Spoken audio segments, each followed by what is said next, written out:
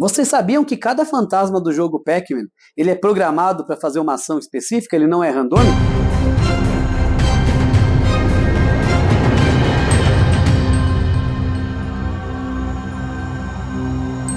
Exatamente, é isso mesmo. Cada fantasma no Pac-Man tem um comportamento.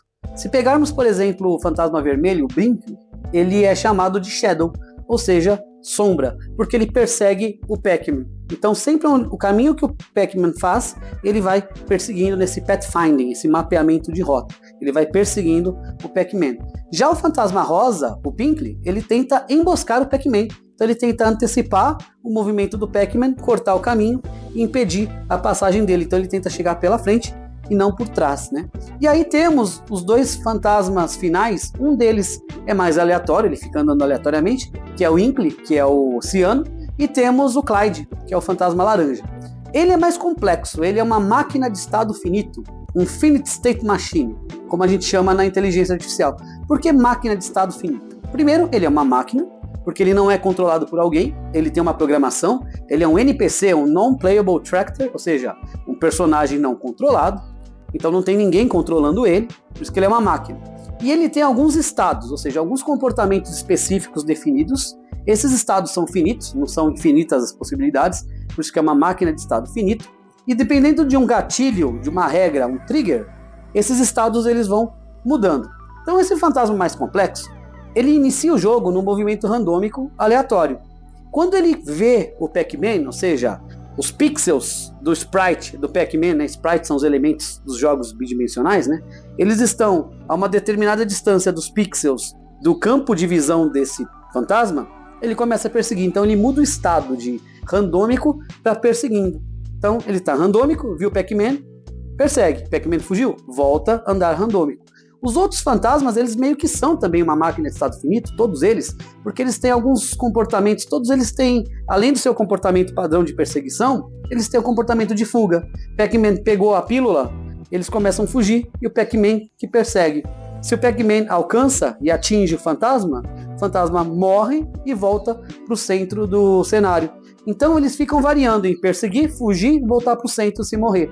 Esse que é mais complexo, ele tem um estado a mais. Ele é meio que a combinação do que persegue, que é o vermelho, e o aleatório, que é o ciano. Então ele é meio que uma combinação dos dois, né? Ele está andando aleatório, igual ao ciano, viu o Pac-Man, começa a perseguir, igual ao vermelho. Se o Pac-Man pega a pílula, ele foge. Se ele é atingido pelo Pac-Man, ele vai ao centro do mapa. Então, um que é o vermelho persegue, o que é o rosa embosca, um outro é mais randômico e outro é mais complexo, que é a mistura de dois comportamentos. E com isso a gente começa a ter o quê? A ideia do agente inteligente. O teste de Turing. Alan Turing, o pai da informática, ele fez os testes, né? Ele fez algumas questões lá para você ver se uma máquina conseguiria enganar um ser humano para se passar por um ser humano. Então, quando você tem esses estados finitos que eles vão mudando o comportamento, parece que aquele personagem, aquele objeto, ele é mais estratégico, parece que ele é inteligente. Então o fantasma, ele está andando randômico, viu o Pac-Man, começa a perseguir. Pac-Man fugiu, anda randômico, viu o Pac-Man, persegue. Pac-Man pegou a pílula, ele foge. Foi atingido, volta para o centro do mapa. Então, ele vai variando as possibilidades. Pensa, por exemplo, se você está jogando um game de guerra, estilo um Call of Duty, um Medal of Honor, e você tem o seu exército, né, os seus amigos aliados. A questão do teste de Turing é a máquina conseguir emular um comportamento humano do ponto que você não saiba se você está jogando com um ser humano ou um computador. Então, por exemplo, vamos supor que aquele seu aliado, que é um NPC também, ele é programado para sempre atirar. Independente de se ele está levando dano ou não, ele vai atirar. Isso não é muito estratégico porque ele é suicida, então ele vai sair correndo, ele é valente, mas ele sai correndo e morre. Ou ele pode ser programado para, no começo do jogo, ele atira, mas se ele levar um dano, ele já foge. Aí ele é o covarde. Então o suicida atira até a morte, o covarde começa a atirar, leva um dano, é atingido, começa a fugir. Se você começa a combinar esses comportamentos, você começa a ter um agente mais estratégico. Por exemplo, um soldado que ele no começo do jogo atira, vai levando dano, vai levando hit, só que se a vida dele chega num determinado limite, ele foge para achar recursos para se recuperar. Então começa o jogo, ele é valente, ele está atirando. Só que ele leva tiro, dano, ele vai levando e atirando. Se a vida dele começa a cair, ele vai fugir para se recuperar e voltar. isso já é mais estratégico. Porém, não é menos artificial, porque se ele sempre acerta, fica previsível, fica artificial. Eu sei que ele é um robô, e no começo do jogo ele sempre está correndo, e quando a vida dele chega num limite, ele volta e se recupera. Por isso que é interessante a gente programar uma aleatoriedade, para nem sempre o computador fazer as coisas da mesma forma. Então aquele soldado ele tem 2 estados, uma máquina de estado finito, atirando, fugindo, né? Só que aí você pode programar que quando ele vai mudar de estado, você roda um dado aleatório e você vai ter uma porcentagem de vezes que ele muda de estado e uma porcentagem aleatória que não. Então, por exemplo, nessa partida ele está lá correndo, atirando. A vida dele caiu pela metade, é a hora dele fugir. Então o sistema joga um dado, 80%, por exemplo, de chances de cair que ele fuja e 20% que ele continue. Aí caiu que ele foge, então ele foge, se recupera, volta atirando. Na próxima rodada, ele tá perdendo a vida, aí o sistema joga o dado, cai para ele continuar atirando. Então é imprevisível, você nunca sabe se naquela rodada aquele personagem ele vai sair correndo atirando até a morte, ou se ele vai, quando a vida estiver caindo, se recuperar. O que simula melhor um comportamento humano, porque o ser humano falha.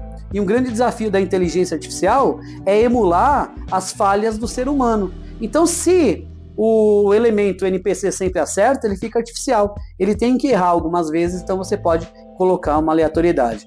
É por isso que existem, por exemplo, os testes de CAPTCHA. São aqueles testes para treinar o computador, para saber se ele é um ser humano, é um robô, de teste de Turing.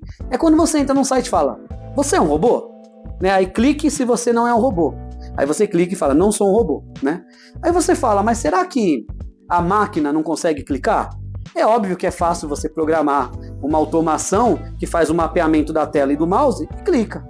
Então, um robô não conseguiria clicar no botão? Ele clica. A diferença é como ele clica. Quando você faz esse teste de CAPTCHA, o computador não está preocupado se você apertou o botão ou não. O robô consegue, você consegue. Mas como que você fez os movimentos para chegar até o botão? O movimento humano ele é mais fluido, o do robô é mais mecânico. Então se o botão está aqui, o robô ia vir no eixo X e depois ele ia subir no Y e apertar o botão e às vezes uma velocidade instantânea. O ser humano ele fica passando o mouse, ele vai chegar, ele faz uma curva, né, uma coisa muito orgânica, leva mais tempo. Então a questão não é apertar o botão. O computador está medindo o caminho, o trajeto do seu mouse e o tempo até chegar no botão. Essa é a pegadinha do teste CAPTCHA, não é que a máquina não aperta, mas ela aperta de um jeito mais robótico e é difícil programar a fluidez humana para uma máquina, para um IA. E uma curiosidade adicional, sabia que o jogo Space Invaders ele foi responsável pelo sistema de dificuldade dos jogos? Space Invaders é aquele game que você tem os aliens e a navezinha e ela vai atirando e os aliens vão andando, né? Aí conforme você atira e os aliens vão diminuindo a quantidade, o jogo vai ficando mais rápido, o que dá uma sensação de dificuldade legal.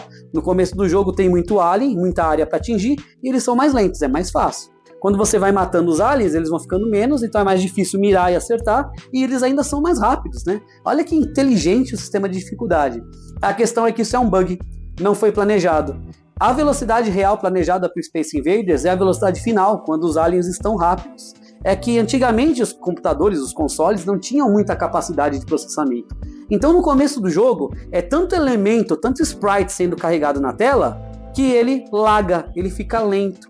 E aí conforme você vai eliminando os aliens, vão diminuindo os elementos na tela, você vai liberando memória e processamento da máquina. Aí ela fica fluida.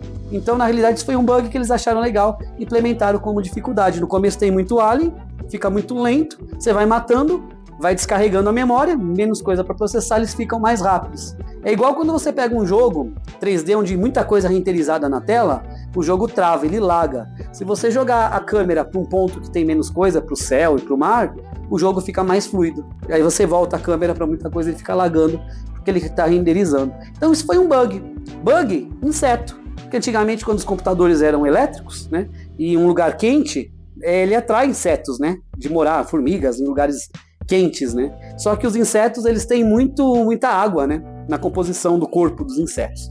Então o que acontece? Os insetos entravam nos circuitos e acabavam sendo esmagados e aquela água, a umidade dava curto, né? Por isso que a gente chama os erros da computação de bugs. Então isso aí, turma, foi uma explicação sobre a IA fraca, né? Inteligência artificial num ambiente mais controlado. A gente tem a IA fraca, IA forte, Machine Learning, Deep Learning. Espero que vocês tenham gostado. Se gostaram de conteúdos, quiserem mais assim, deixe aí nos comentários. A gente se vê nas próximas curiosidades. É isso aí, até mais. Eu fui.